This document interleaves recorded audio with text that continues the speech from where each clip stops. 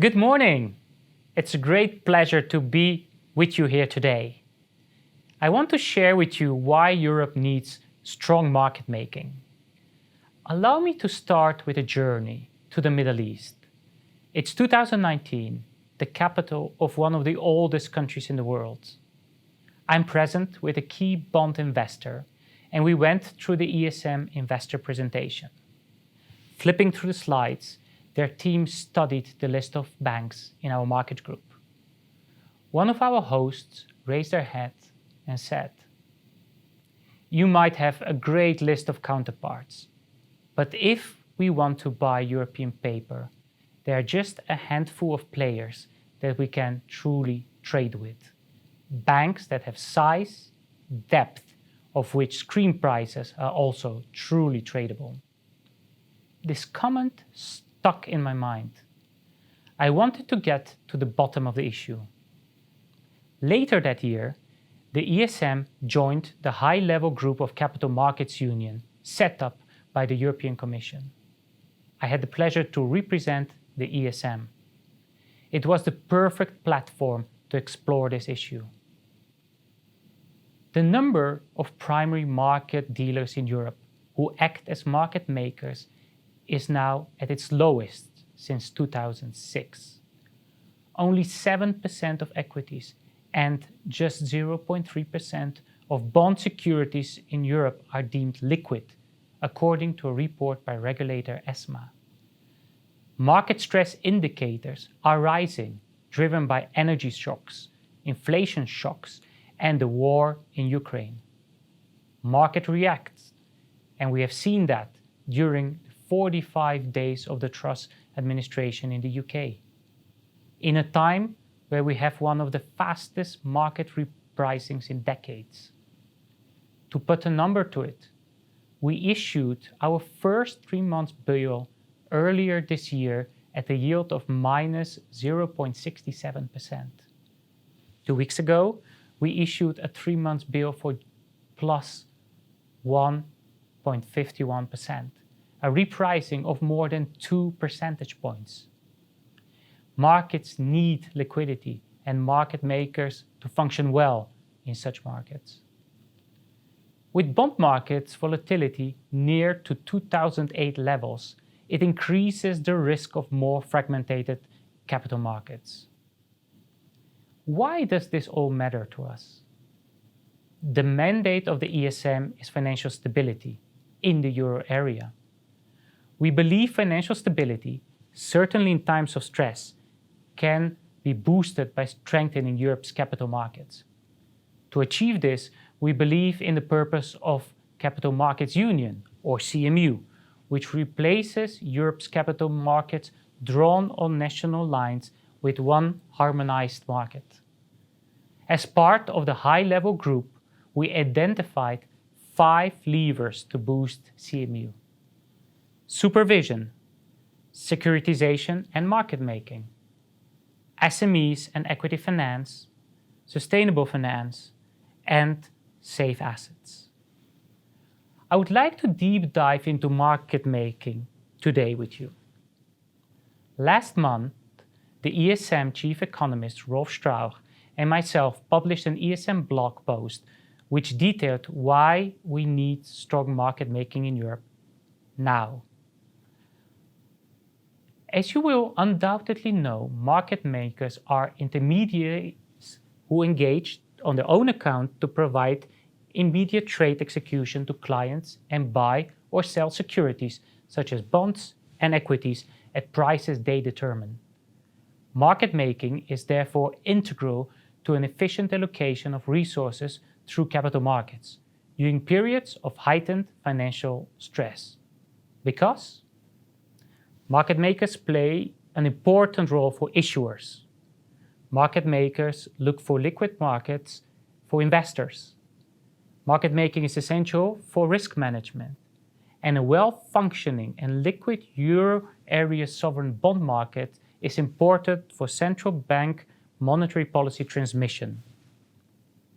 What happens today?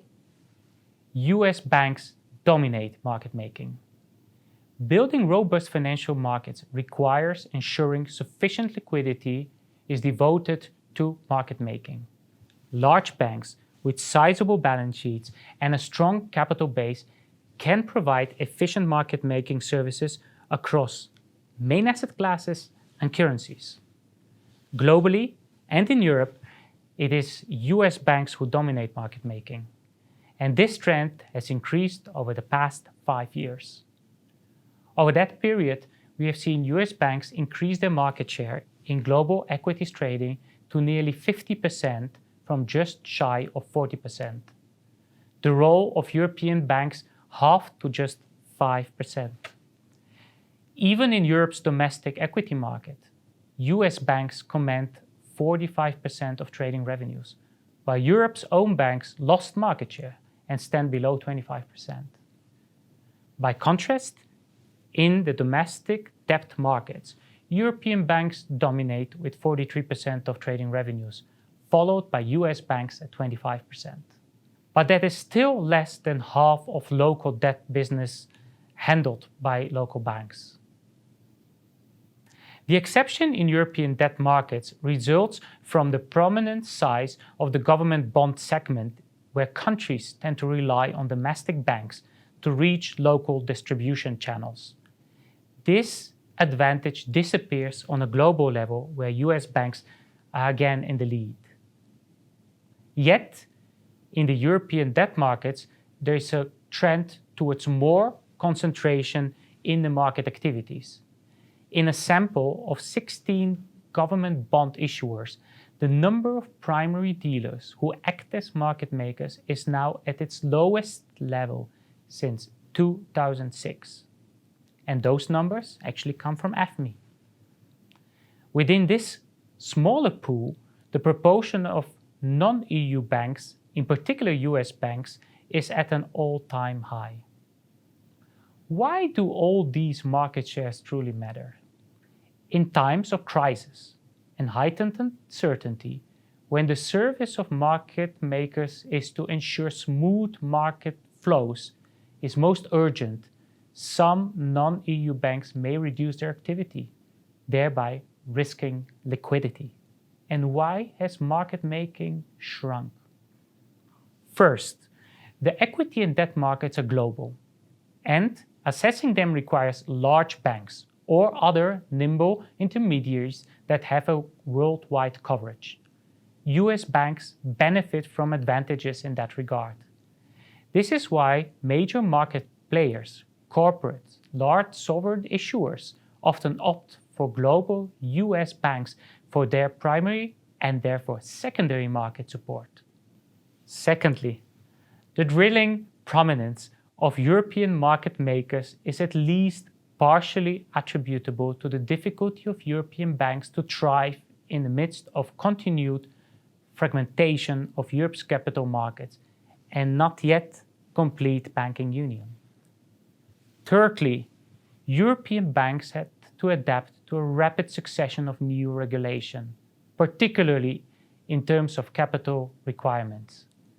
These changes increased costs and have weighed on the bank's capacity to maintain high-quality services to investors in market making. Consequently, European banks have tended to withdraw for some market segments and reduce their worldwide coverage of clients to focus on their most profitable activities. As costs have risen, European banks have faced greater difficulties to spend on large scale on new technologies. To give you an example, the European Patents Office league table is dominated by US banks that filed more than 5,000 patents versus only 50 by European banks. So how to strengthen Europe's market makers? To revitalize market making in the 27 members of the European Union, we need to do 3 things. Complete banking union, assess the impact of Basel III standards, and complete capital markets union. It is then urgent to revitalize market making in the European Union, we need to bolster market making of European banks by creating a favorable environment. This entails the completion of banking union, assessing the impact of Basel III and CMU. The completion of banking union would help European banks develop cross-border activities and encourage increased activity in the capital markets beyond their home country. Recent measures taken in the context of the European Commission's action plan to reboot the Capital Markets Union initiative will have positive spillover effects in market-making activities. We welcome, for example, the recent proposal to implement a consolidated tape by asset class for all EU countries that aim to reduce market fragmentation and information distortion. By expanding data transparency with a consolidated tape and providing a full picture of transactions across all trading venues, liquidity providers would be able to overcome the current challenge of high costs and operational burdens. Meanwhile, reducing over-reliance of the European economy on bank finance in favor of a broader base of sources under CMU would free up more scarce banking resources that could be allocated to other businesses, such as market making. Finally, financial techniques such as securitization, when properly used and monitored, allow banks to offload loans from their balance sheet and free up capital and funding resources through markets. I want to go back with you to my investor in the Middle East. First of all, I can flag that I address the issue with you, the audience of AFME, that has truly an impact in this space. Don't underestimate that. But hopefully, in a few years, all investors can say that Europe has stepped up its game in market making. For this, we need policymakers, banks, non-banks, and all other financial players to work together to make it happen. Can we rise to the challenge? The security industry has always been innovative and responsive to the need of change. With your support, yes, we can.